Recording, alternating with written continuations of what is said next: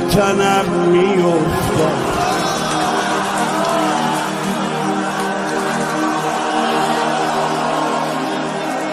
شما جوون 18 سالته، چه خبر خانم؟ اینقدر پیر شدید، سرتون رو بالا بگین یه ذره آب بخورید. چند وقت نیست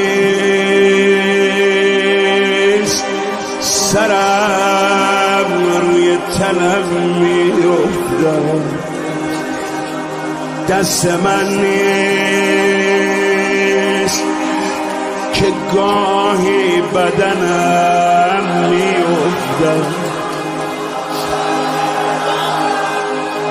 خانم شما پیراهن گلدار داشتید؟ نه، نقش لاله به روی پیراهنم میافتد.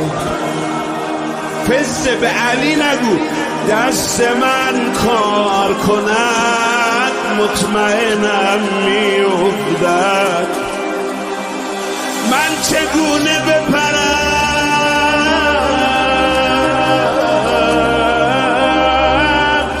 بالا، پرم سوخته است، به خدا بیشتر از تو جگرم سوخته است. بگم علی جان من ز تب کردن و بیمار شدم، خسته شدم. مریض یا خوب میشه.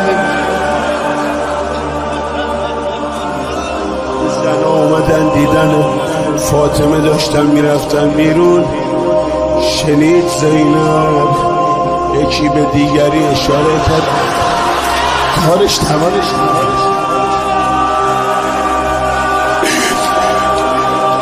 من ز تب کردن و بیمار شدم، خسته شدم،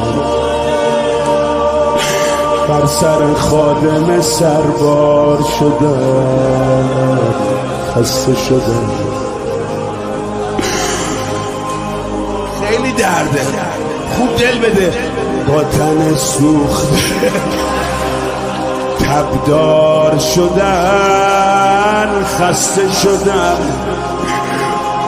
من از این دست به دیوار شدن،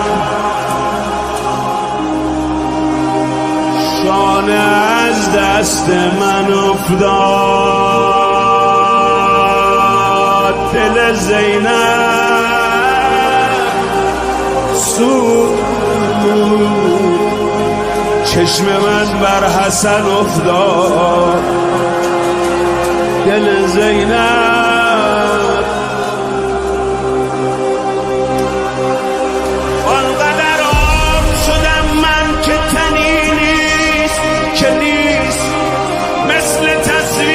شدم